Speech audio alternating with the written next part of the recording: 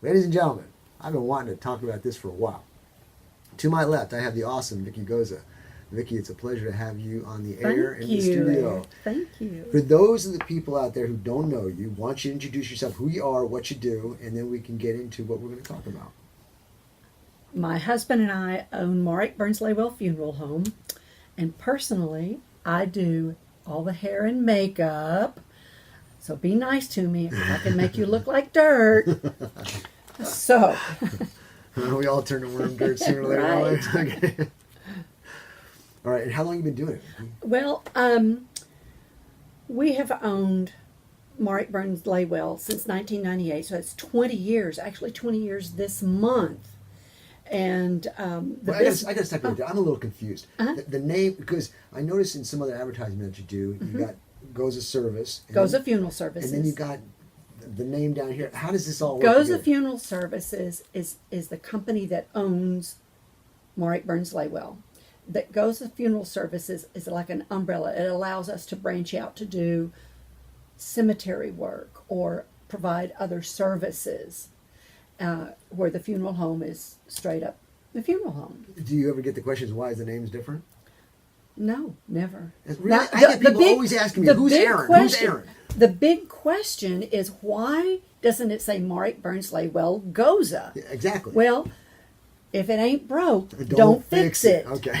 My dad in New York, he owned a liquor store. It was called Rinaldi Liquor. And my name's not Rinaldi, okay? And they go, why did you do that? I go, well, if it's not broke, don't fix it, right? Exactly. So okay. So here you are. You got this necessary and great and top-notch facility to take care of us who go to the other life, okay? And I got a bunch of questions. I'm going to be all over the map here, but fortunately, I wrote you a bunch of questions, and I don't know how you want to do this, but if you know you got your answers down here, why don't you explain what the question was, and then people can take their notes. Okay, one of the questions that you asked was about the business and how old it is. This business was started by Bill Marek in 1908, so it is 110 years old this year. It actually started out in the back of a furniture store. Wow. Yes, and did they use? They didn't use the old crates from the furniture. Well, they built the caskets in the back of the furniture store. I know why I asked you that. Why? Because Ford, when he was building his Model Ts, he made a requirement for certain parts to come in oak-cased boxes, and he would cut those boxes in half and turn them into seats. Oh my! So utilizing what you got. But go ahead. But anyway, and of course, way back then, the hearses, if you will, were also the ambulances. So it could be the hearse taking you to the hospital? Or the hearse bringing you to the funeral home, depending on the need. That's exactly right. Exactly. Okay, what else we got here? You had asked if we were members of any associations. We are. I think that's very important because I know when you're going to a specialty service like you provide, it's important to know where you're getting training or credentials. Yes. We belong to the National Funeral Directors Association. So that is a nationwide, and they have resources that we have access to. And like what? What kind of resources? Well, like anytime there's a change in the rules, they will send that information to us. And there have been a few rule changes over the years. And that pops a flag. Maybe we can talk about those rules, because I think we had talked about off air about that. Okay. So Okay. And it's just good to know what's going on in the rest of the states. Okay. And we're Number 3. Yeah. Okay. You asked if we ever outsource. Yeah. I'm not exactly sure what you mean by that. I'll tell you what. There may be somebody who understands that funeral service is an important thing because they're business minded and they haven't a clue. So they say, Vicki, she knows what she's doing. I get the customer call and I'm like, I have no clue. Vicki, help me out. Take care of this person. Is the person, when the customer comes to you, you're the one doing from A to Z? A to Z, that's right. We do.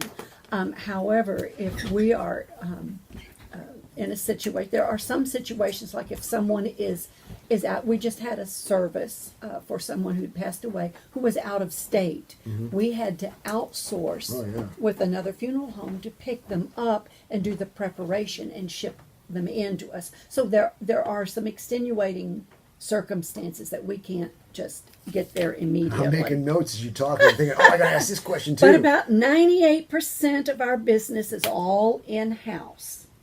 That includes the service, and it's not just the funeral service. There's always a service before the funeral. There's the visitation, the rosary, the wake, a prayer service, or whatever. Do you do different? I think one of my questions was, do you do all different types of religions? Yes, absolutely. And we'll talk about some of that. Okay. They've been adventures. And so it's necessary to be able to function with all the things that can go on. But we also do all the cemetery work and the preparation. Everything is in-house. So when you say cemetery work, you're talking actually digging the grave? Digging the grave, to selling the markers, do the custom curbing around those. And also, we talked earlier, one of the things that we do, you'd asked about the dipping of the grave, the settling. Settling of the grave. Right? And we provide, we have someone in the house that goes out and actually helps fill that in to keep that level. You know, sometimes after a big rain, there'll be a settling. Okay, we're clover leafing here. So yeah, I'm sorry, I don't want to. No, it's okay. Let's finish it up. Okay. The dirt settling. We had talked about the concrete liners. Yeah, the liners. There's plastic. There's concrete. There's bronze. There's above ground liners. That Gosh, we're dead. What does it matter? You know. Well, it's the family choice. What's funeral? You looked at me when you said bronze. Is bronze, copper? Yeah, so, that's some high end stuff. Is it because it lasts a lot longer? Yeah, but the funerals are not for the dead. That's right. They're for the living. That's right. You know, we're celebrating a life, and that's the way we prefer to think about it. But it's really a send off for the family. Well, I don't know. I've talked to some people that go, "Hey, when I die, this is what I want. I want this music played. I want this going on." Oh, we get that all the time. Yes. Okay. What else we got on the list here? Okay. Well, you were asking about the types of services that we provide.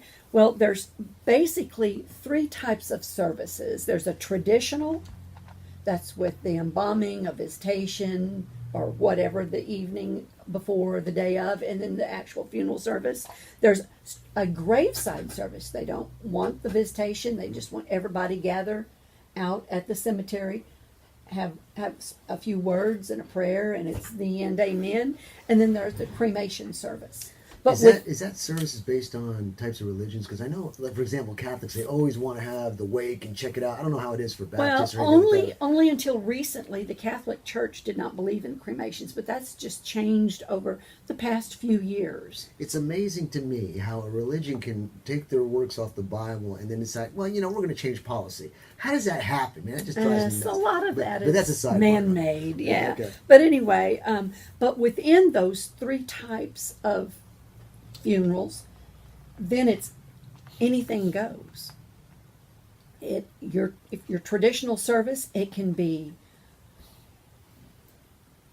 if you want a marching band, or if you want, I think there was one in which everybody stood and sang "On Yo High."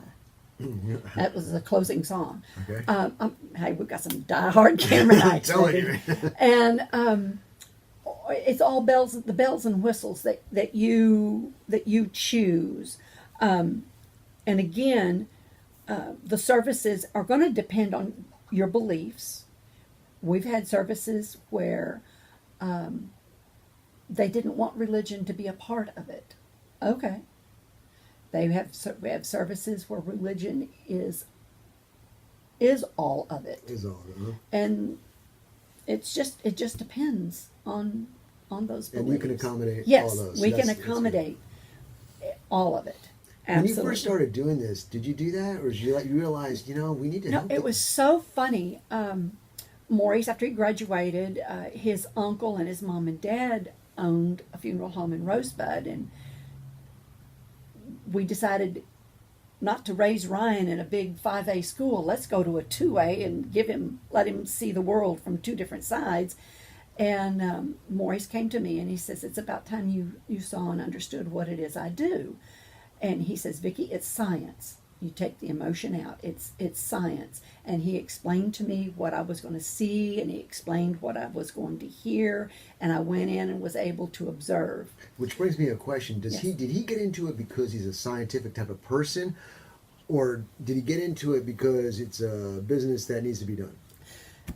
He was actually working on an engineering degree, and how do you go from this to that? I know, it's a funny story. His uncle's health began to deteriorate a little bit, and his mom and dad had put their life savings into that funeral home. And so we'd been talking about what would it take for us to move to a small little town. And so this just was a God-led thing without sounding hokey. It just was. And he called me one day and he said, "Honey, what if I said I wanted to reverse roles?" I said, "What you talking about, Willis?" He says, "Well, if I quit school, I could get my degree in 1 year." I said, "No, you can't. You have many years on that engine." He says, "Well, what if I wanted to get a mortuary science or applied science in mortuary?" I said, "Well, I guess that means I have to find a job." And 2 weeks later, I was back in the career that I had before I became a stay-home mom, and he turned in his notice, went back to school full-time, and then, of course, he had to supplement a little bit on the sides, and he had to do an internship at a funeral home there in Houston, and it's just gone from there. Wow, it's amazing. Gone from there. You know, you plan one thing and it ends up being another. It's Yeah, I mean, he began working nights in 1990 with Ed Laywell, and then Ed had a heart attack and said, "I can't do this at this pace on my own." And Maurice goes, "Well, I'm your man." And so our son graduated from Rosebud Lot in 94, and a couple of weeks later I found a hat because I wasn't seeing my husband anymore. We moved to Cameron. And then in 98, Ed said, "I've reached the milestones that I wanted to reach. I'm ready to sell and retire, and you get first shot." And that was in 98. Wow. So we jumped right into buying a funeral home. It's amazing how it works like that. It does. I hear that kind of stuff all the time. Yes. You're going one direction, bam, there you go in the other. All right, let's get back on track. Okay. I want people to know All what's right. going on here. You had kind of asked, what are the basic costs? Well, there are three major things that make up the cost of a funeral. One is a service charge. That's where we go pick up. That's where we do the preparation and the use of the facility, that type of stuff. Mm-hmm. That's all set.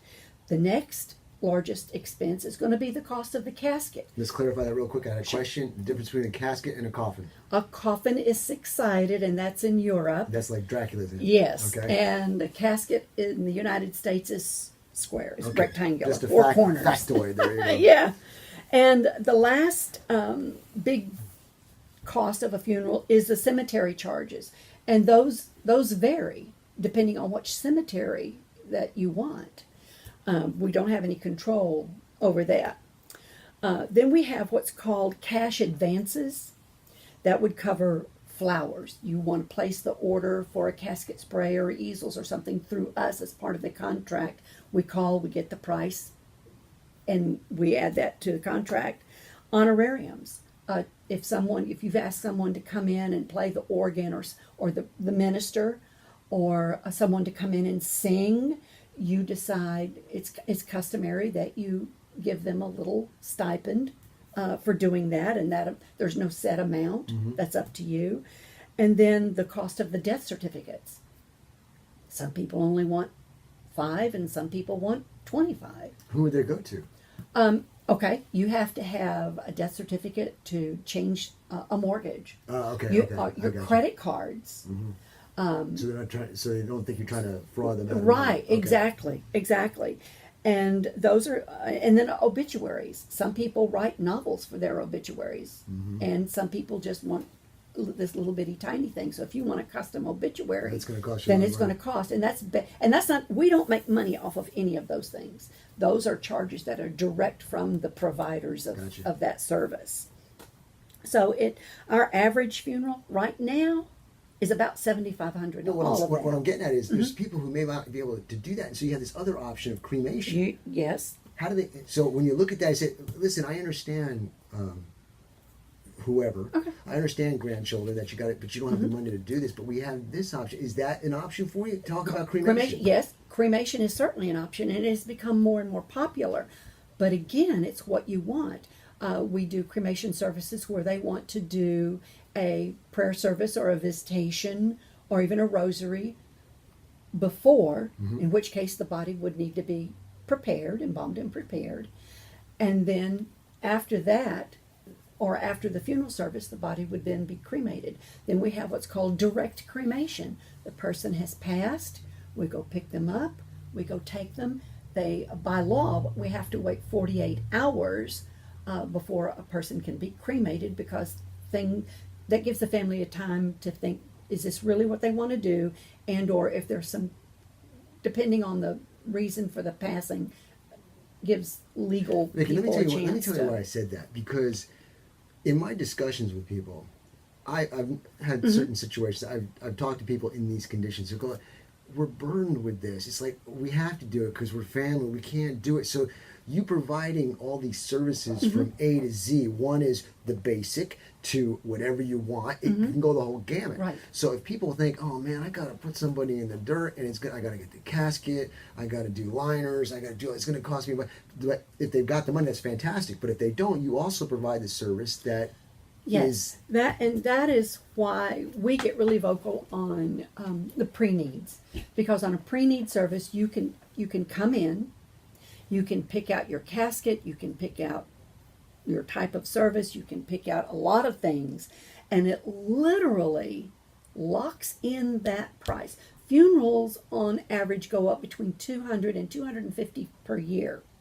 So if in 2018 we're looking at $7,500. Can you imagine what that price would be in 5 years or no. 10 years? Hey, look, since Sure. we're running out of time, Oh, let's okay. finish up Okay, that let's go. particular. Let's finish up that particular segment by this Okay. question here.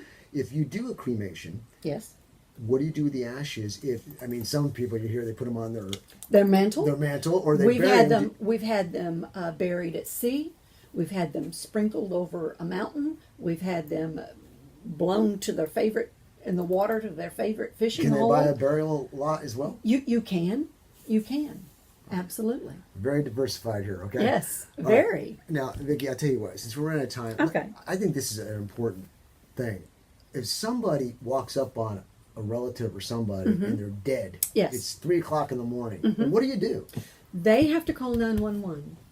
We cannot go and pick up someone unless a hospice nurse or a policeman or an EMT or someone officially notifies us. And once we have official notice and they've pronounced that person, then we're allowed to pick up. Okay. Sounds very interesting. I'll tell you what, we're out of time. Okay. Vicki, tell everybody how they can get a hold of you. We have check our website. It's www.mblfuneral@att.net. Our phone number is 254-697-3661. And give us a call. I'll tell you what, we didn't even touch half the sheet. I'll tell you what, give me Vicky's commercial there, and we'll do that commercial. We'll get Master Key all set up. But Vicky, I can't tell you, it's a pleasure to get you on here. I've got so many. I didn't even realize I had so many questions about death. That's I just thought it okay. was simple. You live, you're dead. We want to take the mystery out of it. And you're a class act. So, Thank ladies and you. gentlemen, if that time comes and you need your services provided, Vicky Goza here can square you away.